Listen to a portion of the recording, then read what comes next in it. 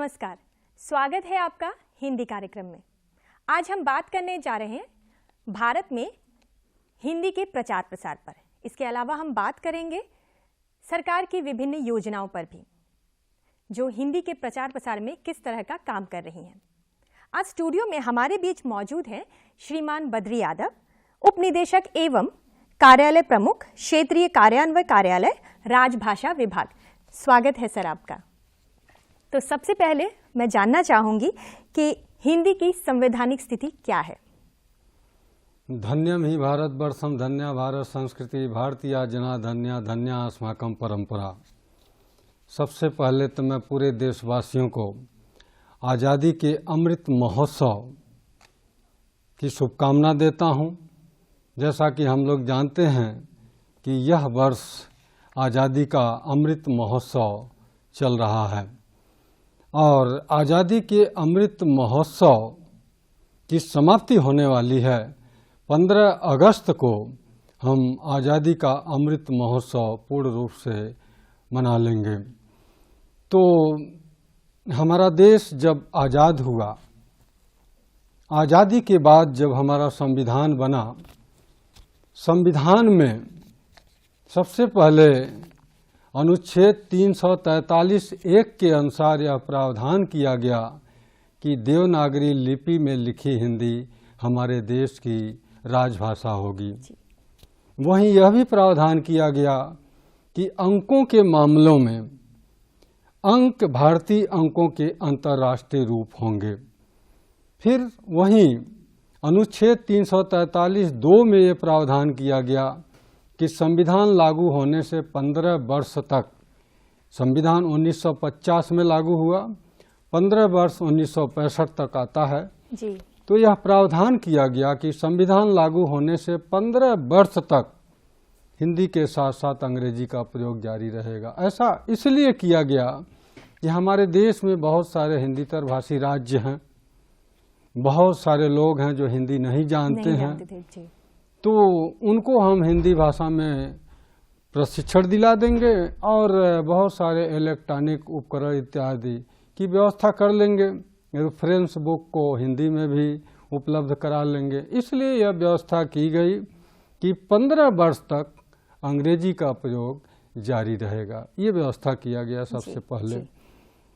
अगर उस समय के राष्ट्रपति महोदय आदेश निकाल देते कि हमारे देश में जो सरकारी काम काज है, विशेष रूप से केंद्र सरकार के कार्यालय में, वह सिर्फ और सिर्फ हिंदी में होगा, तो आज पूरे देश में हिंदी को प्रचारित प्रसारित करने की शायद आवश्यकता नहीं होती, जैसा कि मीडिया के लोगों का बहुत बड़ा योगदान है।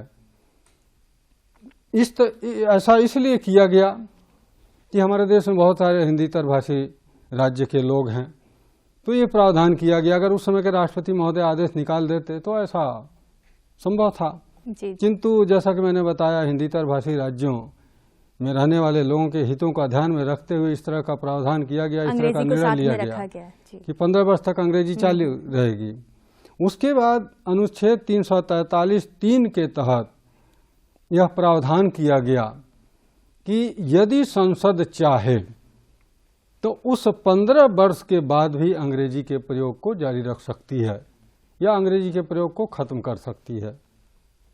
तो संसद चाहे तो वह कानून बना करके अंग्रेजी के प्रयोग को जारी रख सकती है। और उसी संविधान के अनुच्छेद 343(3) के तहत दी गई शक्तियों का प्रयोग करते हुए पार्लियामेंट के दोनों हाउसों में ऑफिशियल लैंग्वेज एक्ट, राजभाषा अधिनियम 1963 प्रस्तुत किया गया, जिसे सर्वसम्मति से संसद के दोनों सदनों ने पारित कर दिया। वह राजभाषा अधिनियम 1963 जब लागू हुआ, वह अधिनियम लागू होते हुए हमारे देश में द्विभाषिकता की स्थिति हो गई कि हिंदी और अंग्रेजी दोनों साथ साथ चलेंगी। 1963 में राजभाषा अधिनियम बना, जिसमें कुछ प्रावधान किए गए। मुख्य रूप से उसमें धारा 3(3) के अंतर्गत आने वाले 14 प्रकार के दस्तावेजों को द्विभाषी रूप में जारी करने की अनिवार्यता की गई। ऐसा इसलिए किया गया कि हमारे देश में बहुत सारे लोग ऐसे हैं जो अंग्रेजी नहीं जानते हैं, बहुत सारे लोग हैं जो हिंदी नहीं जानते हैं, बहुभाषी देश है हमारा। तो मुख्य रूप से जो केंद्र सरकार की आधिकारिक भाषा है, जो संविधान के तहत चली आ रही है, हिंदी और अंग्रेजी, तो जो हिंदी नहीं जानते हैं उनको अंग्रेजी में, और जो अंग्रेजी नहीं जानते हैं उनके हिंदी में जी। ये दस्तावेज उपलब्ध कराने की व्यवस्था की गई कि धारा 3(3) के अंदर आने वाले जितने भी दस्तावेज हैं वे द्विभाषी रूप में जारी किए जाएंगे। फिर उसके बाद वहीं राजभाषा अधिनियम धारा 4 के तहत यह व्यवस्था की गई कि संसदीय राजभाषा समिति का गठन किया जाए, ताकि वह पूरे देश में फैले हुए केंद्रीय सरकारी कार्यालय, बैंक, उपक्रम इत्यादि का निरीक्षण करके अपनी रिपोर्ट वो राष्ट्रपति महोदय को प्रस्तुत करें, और उस पर बहुत सारे आदेश भी निकले हैं। फिर उसके बाद 1968 में राजभाषा संकल्प पारित किया गया। दिसंबर 1967 में संसद के दोनों सदनों में राजभाषा संकल्प प्रस्तुत किया गया, जिसे सर्वसम्मति से पास कर दिया गया, और यह संकल्प जनवरी 1968 में अधिसूचित किया गया। उसमें जब वो संकल्प पारित कर दिया गया तो उस संकल्प में कुछ प्रावधान किए गए कि जो हमारी सरकार है उसको निर्देश दिया गया कि हिंदी भाषा का प्रसार बढ़ाए जी। उसका प्रचार करे, त्रिभाषा सूत्र लागू करे, और वह केंद्र सरकार के कार्यालयों में हो रहे कार्यों की समीक्षा करते हुए एक मूल्यांकन रिपोर्ट संसद के सदनों में रखवावे। तब से प्रत्येक वर्ष वार्षिक कार्यक्रम राजभाषा विभाग द्वारा जारी किया जाता है, तिमाही प्रगति रिपोर्ट तैयार की जाती है, और वार्षिक मूल्यांकन रिपोर्ट संसद के दोनों सदनों के समक्ष प्रस्तुत किए जाते हैं। फिर उसके बाद एक और व्यवस्था की गई, राजभाषा अधिनियम बना, राजभाषा संकल्प बना, जिसमें पूरे देश में फैले केंद्रीय सरकारी कार्यालयों, बैंकों, उपक्रमों को तिमाही प्रगति रिपोर्टें, जिसमें उनके कार्यालय में कितने कामकाज हिंदी में हो रहे हैं उनके डाटा देने होते हैं, तो वो प्रस्तुत किए जाने की अनिवार्यता की गई, और वार्षिक मूल्यांकन रिपोर्ट। फिर ये हुआ कि अब इससे भी काम नहीं चलेगा, कुछ और होने चाहिए, तो राजभाषा नियम 1976 में बना जी। और उस नियम के तहत उपनियम 2 के अनुसार देश को भाषाई आधार पर 3 क्षेत्रों में बांटा गया, क, ख, ग, ए, बी, सी जी। तो क क्षेत्र में हिंदी भाषी राज्यों को शामिल किया गया, या यूं कहा जा सकता है जिस राज्य में प्रथम भाषा के रूप में हिंदी की पढ़ाई होती है, जहां पर 100% लोग हिंदी जानते हैं, उनको क क्षेत्र के अंतर्गत शामिल किया गया। ख क्षेत्र जहां पर 90% लोग हिंदी जानते हैं, जहां पर जिन राज्यों में सेकंड लैंग्वेज के रूप में हिंदी की पढ़ाई होती है, जैसे हिंदी भाषी राज्यों के बारे में आप जानते हैं, क क्षेत्र में ये जितने उत्तर प्रदेश, बिहार, हरियाणा, राजस्थान, दिल्ली, उत्तराखंड, छत्तीसगढ़ वगैरह आएंगे। ख क्षेत्र में 90% लोग हिंदी जानते हैं, वो गुजरात हो गया, महाराष्ट्र हो गया, चंडीगढ़ हो गया, पंजाब हो गया, और बाद में दमन, दीव, दादर, नगर हवेली को भी शामिल कर दिया गया।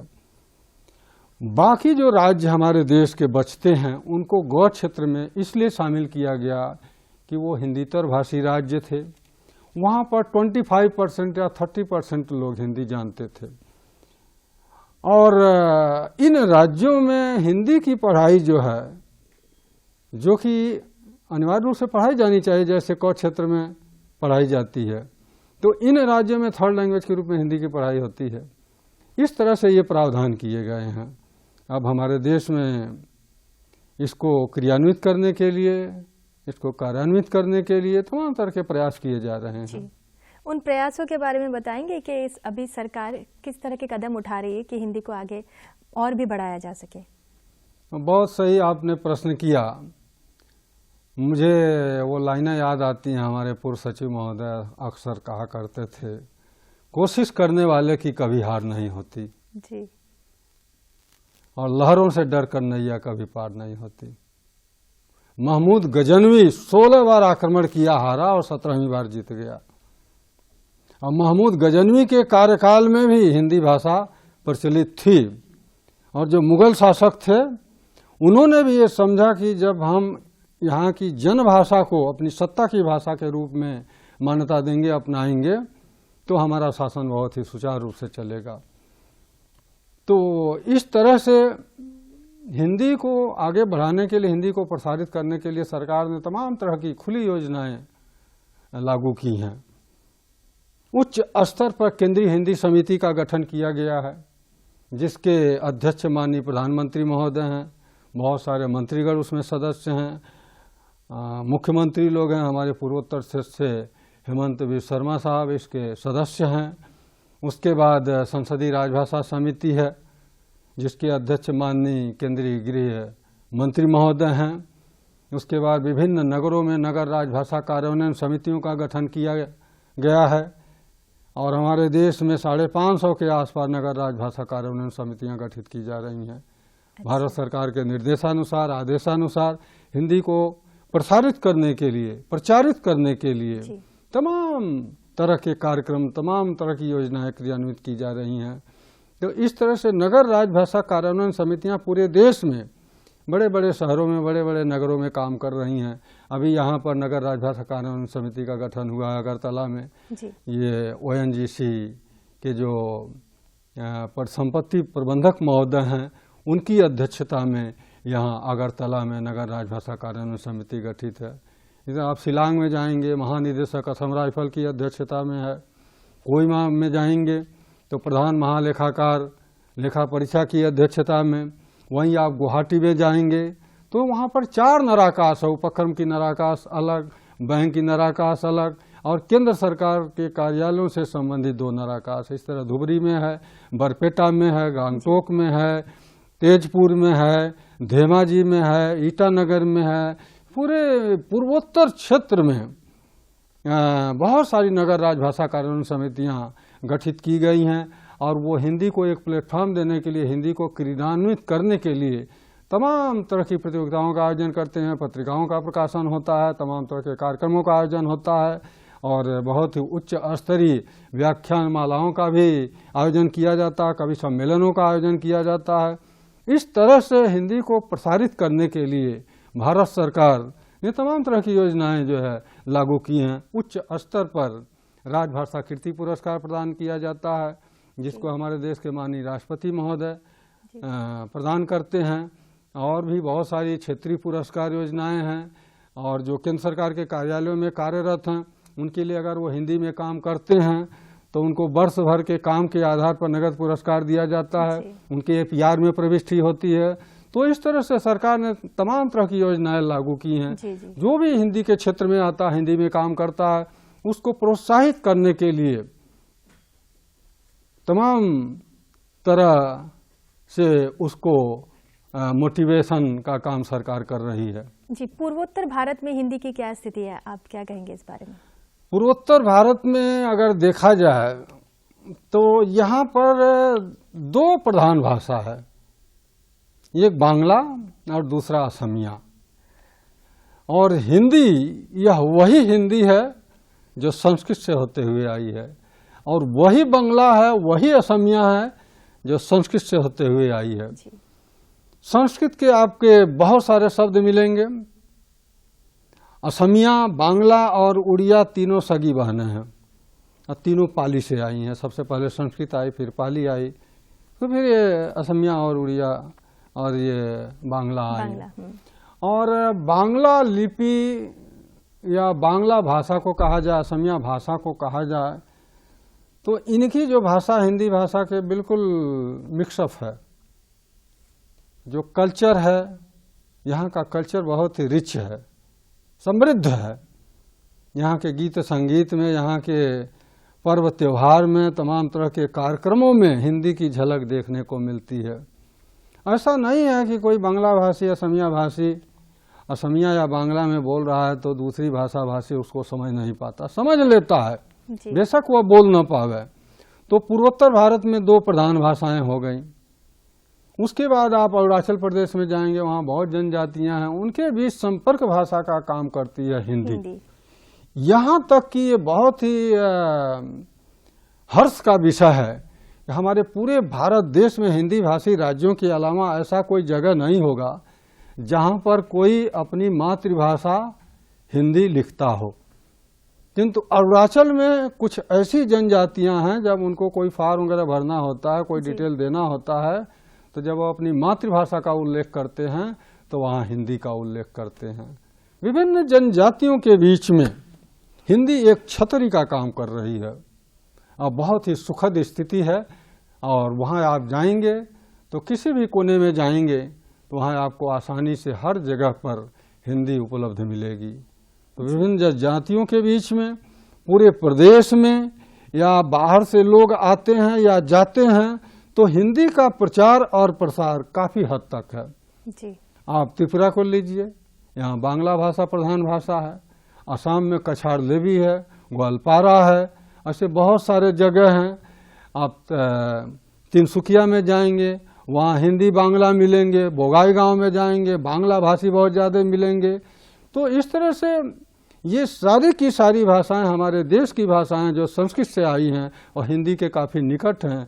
तो इसका भविष्य बहुत ही उज्जवल है, अच्छा है, और इसका प्रचार प्रसार बहुत हद तक हो रहा है। और इसमें अगर कहा जाए तो मीडिया जगत ने हिंदी के प्रचार प्रसार को बहुत ही आगे बढ़ाया जी, है। बिल्कुल सर, मैं मीडिया के मैं प्रश्न पर आऊंगी। इससे पहले मैं जानना चाहूंगी कि यहाँ के स्कूलों, महाविद्यालय एवं विश्वविद्यालय में हिंदी के पठन पाठन को आगे बढ़ाने के लिए किस तरह के कदम उठाए जा रहे हैं?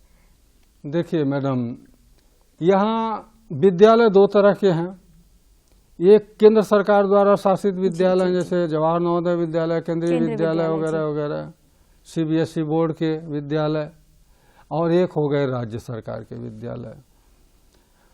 तो जो CBSE बोर्ड के विद्यालय हैं, प्राइवेट विद्यालय हैं, वहाँ पर हिंदी है KG से लेकर के और क्लास 12 तक, क्लास 10 तक सभी लोग प्रवीणता प्राप्त हैं। केंद्रीय विद्यालयों में जाएंगे, हिंदी है। ऐसा नहीं केवल हिंदी है, हिंदी भी है, इंग्लिश भी है, अन्य भाषाओं का भी विकल्प है, लेकिन वहाँ पर सारी भाषाओं को वह हरा देती है।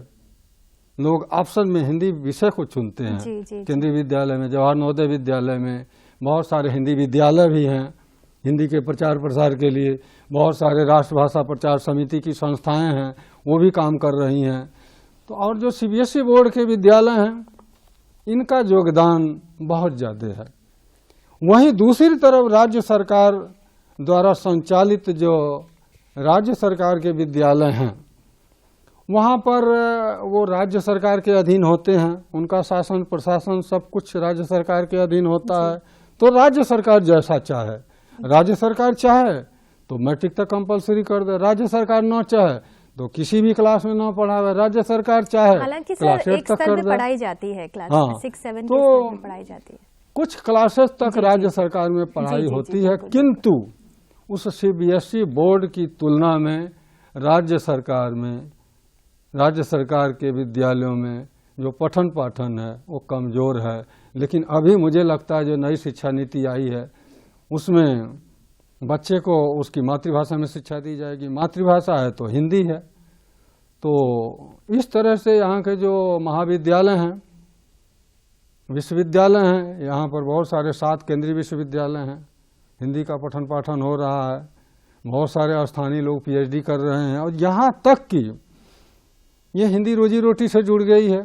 केंद्रीय सरकारी कार्यालयों में, बैंकों में, उपक्रमों में या राज्य सरकार में स्थित विद्यालयों में जो हिंदी अध्यापक नियुक्त होते हैं, उसमें स्थानीय लोगों की भरमार है, स्थानीय लोगों की बहुलता है, तब तो हिंदी आ रही है। हिंदी ये नहीं कि उत्तर प्रदेश, बिहार, हरियाणा, राजस्थान से हिंदी भाषी आकर के चला रहे हैं। ये पूरे हमारे देश का एक समय एक ऐसा होगा कि पूरे विश्व में हिंदी का परचम लहराएगा। तो इस तरह से इसका भविष्य बहुत अच्छा है। आप पूर्वोत्तर क्षेत्र में नागालैंड को लीजिए, बिल्कुल नागालैंड में मैट्रिक तक कंपलसरी कर दिया गया है। जी। अरुणाचल प्रदेश में मैट्रिक तक कंपलसरी है। असम में असमिया है, त्रिपुरा में बांग्ला है, हिंदी का ही रूप है, तो कोई दिक्कत नहीं है। थोड़ी दिक्कत मिजोरम और मेघालय में है, लेकिन अब वहाँ भी लोग मुख्य धारा से जुड़ रहे हैं भाषा के मामले में। बहुत सारे लोग हिंदी में PhD कर रहे हैं, प्रोफेसर बन रहे हैं, पत्रकार बन रहे हैं, मीडिया जगत से जुड़ रहे हैं, तो बहुत अच्छा भविष्य है। अगर यूँ देखा जाए पूरे भारतवर्ष के मैप में देखा जाए तो हिंदीतर भाषी राज्य के रहने वाले लोगों का वर्चस्व काफ़ी तेजी से आगे बढ़ा है और वो हिंदी भाषी को पीछे भी छोड़ रहे हैं। ये भी एक सच है। ऐसा इसलिए है, मैं एक चीज़ बता दूं आपको, हिंदी भाषा भाषी हिंदी जानेगा जी, अधिक से अधिक अंग्रेजी जानेगा। जी, हिंदीतर भाषा भाषी राज्य के रहने वाला व्यक्ति या नागरिक वो अपनी मातृभाषा जानेगा। बिल्कुल, बिल्कुल। बंगाल में रहने वाला, त्रिपुरा में रहने वाला बांग्ला जानेगा, असम में रहने वाला बांग्ला भी जानेगा, असमिया भी जानेगा, बोडो भी जानेगा, हिंदी भी जानेगा, इंग्लिश भी जानेगा। तो उनकी भाषा तो बहुत ही समृद्ध हो गई। और यही वजह है जब वो अनुवाद के क्षेत्र में आते हैं तो उनके योगदान की तुलना किसी और भाषा भाषी से की ही नहीं जा सकती है। इस तरह से हिंदी बहुत तेजी से आगे बढ़ रही है। बहुत सारे स्थानीय विद्वान हैं। जी, जी। तो ये बहुत ही अच्छी स्थिति है। जैसे कि सर आप बता रहे थे मीडिया का जो रोल है, उसकी जो भूमिका है हिंदी के प्रचार प्रसार में, तो मैं यही जानना चाहूँगी मीडिया की भूमिका और इसके साथ ही हमारी हिंदी जो सिनेमा इंडस्ट्री है उनकी कितनी भूमिका है हिंदी के प्रचार प्रसार में। देखिए मैडम, पहले तो इलेक्ट्रॉनिक मीडिया उतनी कारगर नहीं थी, प्रिंट मीडिया थी जी। लोग किताबों को पढ़ते थे, पत्रिकाओं को पढ़ते थे। बाद में ऑडियो वीडियो आ गया, इलेक्ट्रॉनिक मीडिया आ गया। इलेक्ट्रॉनिक मीडिया आने के बाद डायरेक्ट कन्वे होता है कोई भी चीज़, और जो नहीं देखता वो भी उसको देखने की कोशिश करता, देखना पसंद करता है। तो जब ये इलेक्ट्रॉनिक मीडिया आ गई, ऑडियो वीडियो आ गया, दूरदर्शन आया, सबसे पहले चैनल 1 चला। बहुत सारे घरों में टीवी नहीं थी। मैं खुद अपनी बात बताऊंगा, मैं ग्रामीण क्षेत्र का रहने वाला था। मैं ग्रेजुएशन तक टीवी नहीं देखा था। टीवी का रूप कैसा होता है। तो हमारे यहाँ छात्र संघ का चुनाव था, अध्यक्ष जीते थे, मैं उनके पास गया, वो टीवी प्रिंसिपल का उठा लाए थे। मैं बोला टीवी कैसी होती है, मुझे देखना है। बोले अभी कोई कार्यक्रम नहीं, जब कार्यक्रम आएगा तो आपको दिखाया जाएगा। तो फिलहाल मैंने टीवी देखा। तो जब DD1 चैनल शुरू हुआ, थोड़ा बहुत कार्यक्रम, लोकल कार्यक्रम वगैरह प्रसारित होने लगे। और जब रामायण आया तो घर घर में राम, जय श्री राम, जय हनुमान, सीता मैया की जय हो, भारत माता की जय हो। तो घर घर में रामायण हुआ। घर घर में लोग जो है टीवी से चिपक करके, बहुत सारे लोग टीवी खरीद लिए, जिनके पास व्यवस्था नहीं था वो भी अपना बंदोबस्त किए। तो इस तरह से वहां से शुरुआत हुई रामायण से। उसके बाद महाभारत सीरियल आया, सास भी कभी बहू थी, अनेक, जय हनुमान, इतने अच्छे अच्छे सीरियल आए कि क्या कहा जाए।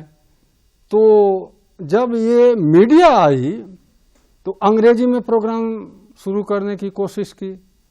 अंग्रेजी में तो सब लोग उसका आनंद उठा नहीं पाएंगे।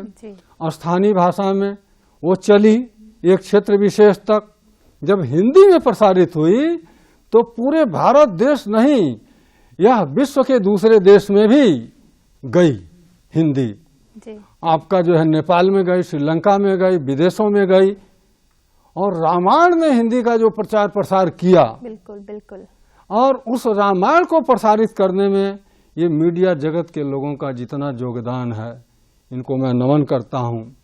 दूरदर्शन केंद्र DD1 के बाद DD2 आया, फिर उसके बाद तमाम प्राइवेट चैनल आ गए। तो बहुत ही मतलब बड़ा योगदान मीडिया के जगत के लोगों ने किया। और बॉलीवुड सिनेमा के लोगों ने, वो पर्दे पर सिनेमा दिखाते थे, अब जो है मीडिया जगत में हर जगह उपलब्ध है। आपको कोई भी न्यूज सुनना है, कोई भी जानकारी हासिल करना है, तो मीडिया के लोग दिनों दिन, रातों रात को एक कर देते हैं। तो इनका बहुत बड़ा योगदान है। तो सर, जाते जाते हमारे भारतवासियों को हिंदी को लेकर क्या बताना चाहेंगे? ये मैडम, स्वदेश, स्वभाषा और स्व का जो झंडा है वह सबसे पहले ऊपर होना चाहिए। हमारा देश भारतवर्ष है, तिरंगा हमारा झंडा है और 100 भाषा अपनी मातृभाषाओं को शामिल करते हुए उनमें जो प्रधान भाषा है, जो सब में गुथी हुई भाषा है हिंदी राजभाषा, उसका सम्मान करना चाहिए। यह वही हिंदी है जिसमें दिनकर जी ने स्वाधीनता की देवी के लिए जुआओं की जवानी मांगते हुए लिखा है, दाता पुकार मेरी संदीप्ति को जिला दो, बुझती हुई शिखा को संजीवनी पिला दो, हमारे देश के हित अंगार मांगता हूँ, चढ़ती जवानियों का श्रृंगार मांगता हूँ। यह वही हिंदी है जिसमें सुभद्रा कुमारी चौहान ने झांसी की रानी लक्ष्मीबाई की वीरता को इतिहास में अमर करते हुए लिखा है, चमक उठी सन 57 की वह तलवार पुरानी थी, बुंदेले हर बोलों के मुंह हमने सुनी कहानी थी, खूब लड़ी मर्दानी वह तो झांसी वाली रानी थी। तो यह वह हिंदी थी जो देश को राष्ट्रीय चेतना में जोड़ते हुए, जो हमारे देश के स्वतंत्रता संग्राम के सेनानी थे, उनको प्रोत्साहित करते हुए, उनके इतिहास को अमर करते हुए इस भाषाओं में उन्होंने अपनी लाइनों के माध्यम से उद्धृत किया। इसलिए यह भाषा बहुत ही प्रधान है।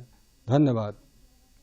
धन्यवाद सर, आप हमारे स्टूडियो में आए और हिंदी के बारे में इतना कुछ जानने को मिला, किस तरह से हिंदी फल फूल रही है और आने वाले समय में और भी आगे बढ़ेगी, हिंदी का ही परचम लहराएगा। तो आज का कार्यक्रम यहीं पे समाप्त करती हूँ। आप सब स्वस्थ रहिएगा और अपने आसपास को स्वच्छ रखिएगा। नमस्कार।